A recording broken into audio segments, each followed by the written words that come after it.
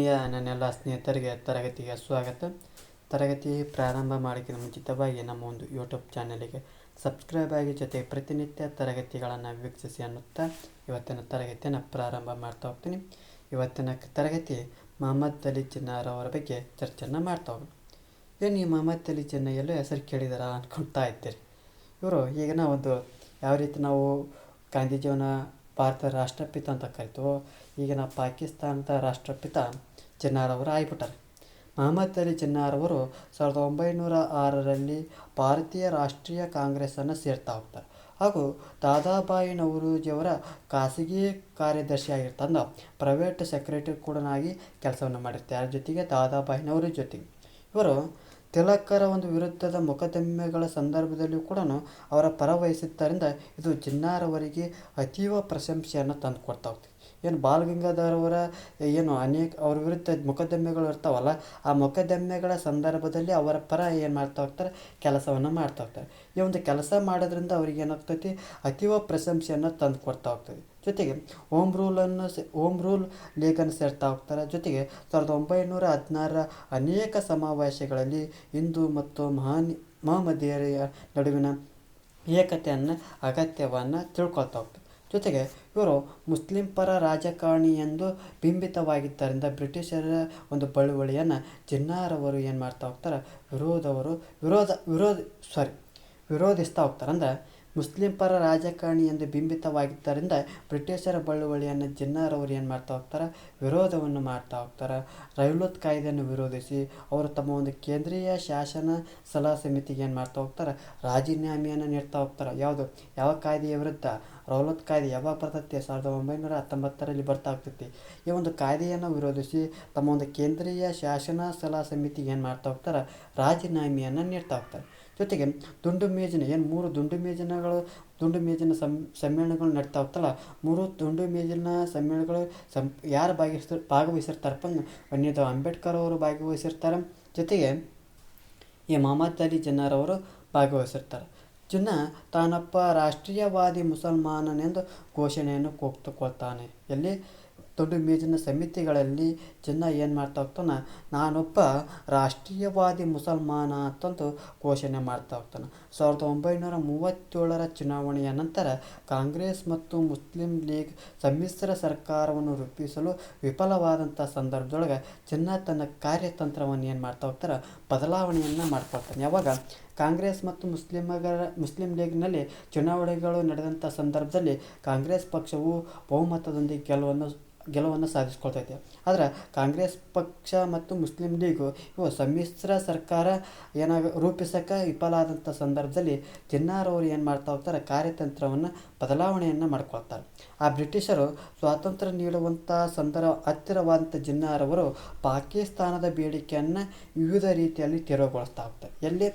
ಯಾವಾಗ ಈ ಒಂದು ಸಮ್ಮಿಶ್ರ ಸರ್ಕಾರ ಆಗಲಿಲ್ಲೋ ಅವಾಗ ಏನು ಮಾಡ್ತಾ ಹೋಗ್ತಾರೆ, ಜಿನ್ನಾರವರು ತಮ್ಮ ಒಂದು ಕಾರ್ಯತಂತ್ರವನ್ನು ಬೇರೆ ಕಡೆಗೆ ವಾರ್ತಾ ಹೋಗ್ತಾರೆ. ಯಾವಾಗ ಒಂದು ಬ್ರಿಟಿಷರು ಸ್ವಾತಂತ್ರ್ಯ ನೀಡುವ ಸಂದರ್ಭ ಹತ್ತಿರ ಯಾವಾಗ ಆಗ್ತಾ ಹೋಗ್ತೈತೋ ಅವಾಗ ಜಿನ್ನಾರವರು ಪಾಕಿಸ್ತಾನದ ಒಂದು ಬೇಡಿಕೆಯನ್ನು ವಿವಿಧ ರೀತಿಯಲ್ಲಿ ತೆರವುಗೊಳಿಸ್ತಾ ಹೋಗ್ತಾರೆ. ಜೊತೆಗೆ ಆ ಬ್ರಿಟಿಷರಿಂದ ಸ್ವಾತಂತ್ರ್ಯ ಪಡೆಯುವ ಸಮಯದಲ್ಲಿ ದೇಶವನ್ನು ವಿಭಾಗಿಸಿ ಪಾಕಿಸ್ತಾನವನ್ನು ಏನು ಮಾಡ್ತಾ ಹೋಗ್ತಾರೆ, ಪಡ್ಕೊಳ್ತಾ ಹೋಗ್ತಾರೆ. ಯಾವಾಗಪ್ಪ ಅಂದ್ರೆ ಭಾರತದ ವಿಭಜನೆ ಯಾವಾಗ ಆಗ್ತದಂದ್ರೆ ಸ್ವಾತಂತ್ರ್ಯ ಚಳುವಳಿ ಉದ್ದಕ್ಕೂ ಭಾರತೀಯ ರಾಷ್ಟ್ರೀಯ ಕಾಂಗ್ರೆಸ್ ಅಖಂಡ ರಾಷ್ಟ್ರದ ಒಂದು ಕಲ್ಪನೆ ಹೊಂದಿತ್ತು. ಆದರೆ ಮೊಹಮ್ಮದ್ ಅಲಿ ಜಿನ್ನಾ ಅವರು ಮುಸ್ಲಿಮರಿಗೆ ಪ್ರತ್ಯೇಕ ರಾಷ್ಟ್ರದ ಬೇಡಿಕೆ ಮಂಡಿಸುತ್ತಲೇ ಇದ್ದರು. ಹಾಗಾಗಿ 1940ರಲ್ಲಿ ನಡೆದಂಥ ಮುಸ್ಲಿಂ ಲೀಗಿನ ಲಾಹೋರ್ ಅಧಿವೇಶನದಲ್ಲಿ ಜಿನ್ನಾ ಹಿಂದೂ ಮತ್ತು ಮುಸ್ಲಿಮರು ಒಂದು ದೇಶವಾಗಲು ಸಾಧ್ಯವೇ ಇಲ್ಲ ಅಂತಂದು ಘೋಷಣೆಯನ್ನು ಮಾಡಿಬಿಡ್ತಾರೆ. ಯಾವಾಗ ಈ ಮುಸ್ಲಿಂ ಲೀಗಿನ ಲಾಹೋರ್ ಅಧಿವೇಶನದಲ್ಲಿ ಹೇಳ್ತಾರೆ ಜಿನ್ನಾರವರು ಏನಂತ ಹೇಳ್ತಾರೆ, ಹಿಂದೂ ಮತ್ತು ಮುಸ್ಲಿಮರು ಒಂದು ದೇಶವಾಗಲು ಸಾಧ್ಯವೇ ಇಲ್ಲ ಅಂತ ಘೋಷಣೆ ಮಾಡ್ತಾ ಹೋಗ್ತಾರೆ. 2ನೇ ಮಹಾಯುದ್ಧ ಮುಗಿದು ಬ್ರಿಟನ್ನಲ್ಲಿ ಲೇಬರ್ ಪಕ್ಷ ಅಧಿಕಾರಕ್ಕೆ ಬರ್ತಾ ಹೋಗ್ತೈತಿ. ಇದು ಭಾರತದಲ್ಲಿ ಏನಾಗ್ತೈತಪ್ಪ ಅಂದ್ರೆ ರಾಜಕೀಯ ಬಿಕ್ಕಟ್ಟನ್ನು ಶಮನಗೊಳಿಸಲು ಕ್ರಮ ಕೈಗೊಳ್ತಾ ಹೋಗ್ತೈತಿ. ಇದು ಕ್ಯಾಬಿನೆಟ್ ನಿಯೋಗವನ್ನು ಭಾರತಕ್ಕೆ ಏನು ಮಾಡ್ತಾ ಹೋಗ್ತೈತಿ, ಸ್ವಯಂ ಅಧಿಕಾರವನ್ನು ನೀಡುವ ಕುರಿತು ಚರ್ಚಿಸಲು ಕಳಿಸ್ತಾ ಹೋಗ್ತೈತಿ. ಈ ನಿಯೋಗವು ಕಾಂಗ್ರೆಸ್ ಮತ್ತು ಮುಸ್ಲಿಂ ಲೀಗ್ನೊಂದಿಗೆ ಚರ್ಚೆ ಮಾಡ್ತಾ ಹೋಗ್ತೈತಿ. ಭಾರತಕ್ಕೆ ಫೆಡರಲ್ ಮಾದರಿ ಸರ್ಕಾರವನ್ನು ಸೂಚಿಸ್ತಾ ಹೋಗ್ತೈತಿ. ಸಂವಿಧಾನ ರಚನಾ ಸಭೆ ಕರೆಯುವುದಾಗಿ ಮಧ್ಯಂತರ ರಾಷ್ಟ್ರೀಯ ಸರ್ಕಾರವನ್ನು ಸ್ಥಾಪಿಸಲು ಶಿಫಾರಸನ್ನು ಮಾಡ್ತಾ ಹೋಗ್ತೈತಿ. ಆದರೆ ಕಾಂಗ್ರೆಸ್ಸು ಮತ್ತು ಮುಸ್ಲಿಂ ಲೀಗ್ ನಡುವೆ ಮಧ್ಯಂತರ ಸರ್ಕಾರ ರಚಿಸುವ ವಿಚಾರದಲ್ಲಿ ಭಿನ್ನತೆ ಉಂಟಾಗ್ತೈತಿ. ಹಾಗಾಗಿ ಮುಸ್ಲಿಮರಿಗೆ ಪ್ರತ್ಯೇಕ ರಾಷ್ಟ್ರಕ್ಕಾಗಿ 1940 ಆಗಸ್ಟ್ 16 ನೇರ ಕಾರ್ಯಾಚರಣಾ ದಿನಕ್ಕೆ ಕರೆ ನೀಡ್ತಾ ಹೋಗ್ತೈತಿ. ಇದರಿಂದ ದೇಶಾದ್ಯಂತ ಕೋಮುಗಲಭೆಗಳು ನಡೀತಾ ಹೋಗ್ತವೆ.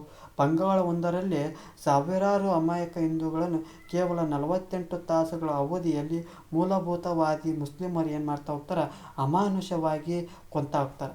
ಡಾಕ್ಟರ್ ಬಾಬು ರಾಜೇಂದ್ರ ಪ್ರಸಾದ್ ಅಧ್ಯಕ್ಷತೆಯಲ್ಲಿ ಸೇರಿದಂಥ ಸಂವಿಧಾನ ಸಭೆಯಲ್ಲಿ ಮುಸ್ಲಿಂ ಲೀಗ್ ಏನು ಮಾಡೋಂಗಿಲ್ಲ, ಭಾಗವಹಿಸಂಗಿಲ್ಲ. ಯಾವಾಗ 1940 ಆಗಸ್ಟ್ 16 ಕೊನೆಗೆ ಏನಾಗ್ತದಪ್ಪ ಅಂದ್ರೆ ಕಾಂಗ್ರೆಸ್ ಮತ್ತು ಮುಸ್ಲಿಂ ಲೀಗ್ ಸಂಬಂಧ ಏನಾಗ್ತಪ್ಪ ಅಂತ ತೀರಾ ಹದಗೆಟ್ಟು ಹೋಗ್ಬಿಡ್ತೈತಿ.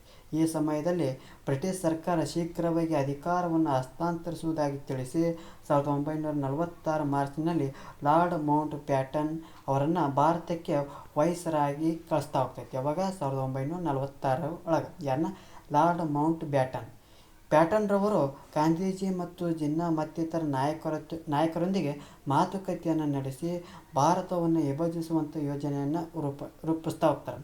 1947 ಜುಲೈನಲ್ಲಿ ಭಾರತ ಸ್ವಾತಂತ್ರ್ಯ ಮಸೂದೆಯ ಕಾಯ್ದೆಯ ರೂಪವನ್ನು ಪಡಿತಾ ಹೋಗ್ತದೆ. ಈ ಕಾಯ್ದೆಯ ಅನ್ವಯ ಏನಾಗ್ತದಪ್ಪ ಅಂದ್ರೆ 1947 ಆಗಸ್ಟ್ 15 ಭಾರತ ಮತ್ತು ಪಾಕಿಸ್ತಾನ ಎಂಬ 2 ಪ್ರತ್ಯೇಕ ರಾಷ್ಟ್ರಗಳು ಉದಯಿಸ್ತಾ ಹೋಗ್ತವೆ. ಈ ಒಂದು ರ್ಯಾಡಿಕ್ಲಿಫ್ ಆಯೋಗವು ಈ ದೇಶಗಳ ಗಡಿಯನ್ನು ಗುರುತಿಸ್ತಾ ಹೋಗ್ತೈತಿ. ಇಲ್ಲಿಂದ ಪಂಡಿತ್ ಜವಾಹರ್ಲಾಲ್ ನೆಹರು ಅವರು ಭಾರತದ ಪ್ರಧಾನಮಂತ್ರಿಯಾಗಿ ಪ್ರಮಾಣ ವಚನವನ್ನು ಸ್ವೀಕರಿಸ್ತಾ ಹೋಗ್ತಾರೆ. ಇದಿಷ್ಟೇನಪ್ಪ ಅಂದ್ರೆ ಈ ಮೊಹಮ್ಮದ್ ಅಲಿ ಜಿನ್ನಾರವರ ಮಾಹಿತಿ ಆಗ್ತೈತಿ. ಈ ಒಂದು ಪಾಠಕ್ಕೆ ಸಂಬಂಧಿಸಿದಂತೆ ಈ ಒಂದು ಪ್ರಶ್ನೆಗಳಿಗೆ ಉತ್ತರಿಸುವಂಥ ಪ್ರಯತ್ನವನ್ನು ಮಾಡ್ತಾ ಹೋಗೋಣ. ಭಾರತೀಯ ರಾಷ್ಟ್ರೀಯ ಕಾಂಗ್ರೆಸ್ಸನ್ನು 1885 ಸ್ಥಾಪನೆ ಮಾಡ್ತಾ ಯಾರು ಸ್ಥಾಪನೆ? AOM. ಸಂಪತ್ತಿನ ಸೋರುವಿಕೆ ಸಿದ್ಧಾಂತ ದಾದಾಬಾಯಿ ನವರೋಜಿ. ಸ್ವರಾಜ್ಯ ನನ್ನ ಜನ್ಮಸಿದ್ಧ ಹಕ್ಕು ಯಾರು? ತಿಲಕ್ಕರ್ ಅವ್ರದ್ದು. ಅಲಿ ಸೋದರ್ ನಡೆಸಿದ ಚಳವಳಿ ಖಿಲಾಫತ್ ಚಳವಳಿ. ಮುಸ್ಲಿಮರಿಗೆ ಪ್ರತ್ಯೇಕ ರಾಷ್ಟ್ರದ ಬೇಡಿಕೆಯನ್ನು ಡ್ಯಾಶ್ರವರು ಮಂಡಿಸಿದರು. ಮೊಹಮ್ಮದ್ ಅಲಿ ಜಿನ್ನಾ. 1929 ಲಾಹೋರ್ನಲ್ಲಿ ನಡೆದ ಭಾರತೀಯ ರಾಷ್ಟ್ರೀಯ ಕಾಂಗ್ರೆಸ್ನ ಅಧಿವೇಶನ ಅಧ್ಯಕ್ಷರು ಯಾರಾಗಿದ್ದರು? ನೆಹರು. ಇಲ್ಲೇನು ಕೈಗೊಳ್ತಾರೆ? ಸಂಪೂರ್ಣ ಸ್ವರಾಜ್ಯ ಅಂತಂದು ಕೈಗೊಳ್ತಾರೆ. ಮಹಾನ್ ಮತ್ತು ಕಾಲಾರಾಮ್ ದೇವಾಲಯ ಚಳವಳಿ ರೂಪಿಸಿದವರು ಯಾರು? ಡಾಕ್ಟರ್ BR ಅಂಬೇಡ್ಕರ್ ಅವರು. ಭಾರತೀಯ ರಾಷ್ಟ್ರೀಯ ಸೇನೆ ಝಾನ್ಸಿ ರೆಜಿಮೆಂಟಿನ ನೇತೃತ್ವವನ್ನು ಯಾರು? ರೆಜಿಮೆಂಟ್